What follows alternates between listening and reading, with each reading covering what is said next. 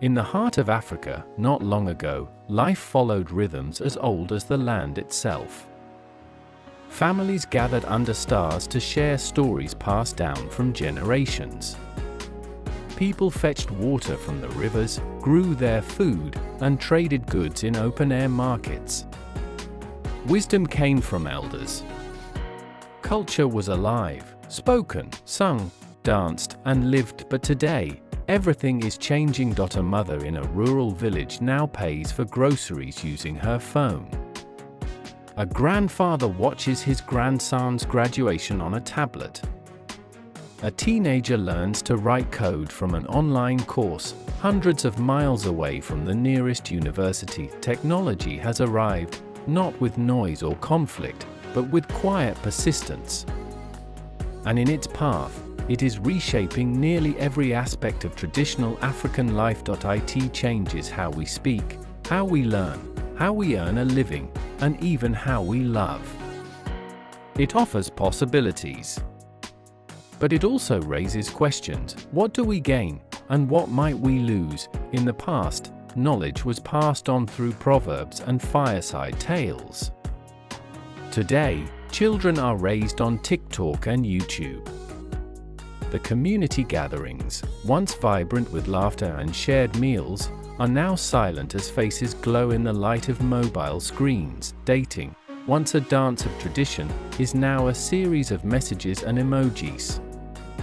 A young woman may fall in love with a man she's never met, until their wedding day, streamed live on Facebook. Elders, once the cornerstones of guidance, now compete with Google and online influencers. A decision that once required a family meeting is now made in a private chat. Culture itself, the songs, the dances, the fabrics, has gone digital. African creativity is exploding online.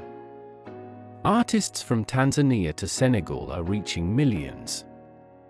But as our traditions are posted, streamed, and filtered, are they being preserved or transformed into entertainment for others? Markets have changed too. Commerce is no longer bound by physical space. A farmer in Nigeria can now sell to a buyer in London with a single post. Women who once sold tomatoes by the roadside now run full businesses on Instagram. Even healthcare is evolving. Traditional medicine, once passed on by word of mouth, now competes with search engines. Some lives are saved. But some traditions are fading, and yet, this is not a story of loss, it is a story of choice. Technology is not our enemy. It is a tool. It can help us protect our languages, document our dances, and teach our histories. Apps now exist to preserve endangered African dialects. Musicians sample traditional instruments in modern beats. Developers create games inspired by ancient myths and kingdoms. This new wave of digital creativity is not an escape from culture, it can be a return to it, but only if we choose to lead the change, not follow it blindly. Technology can help African youth see their heritage with pride. It can reconnect diasporas with their roots.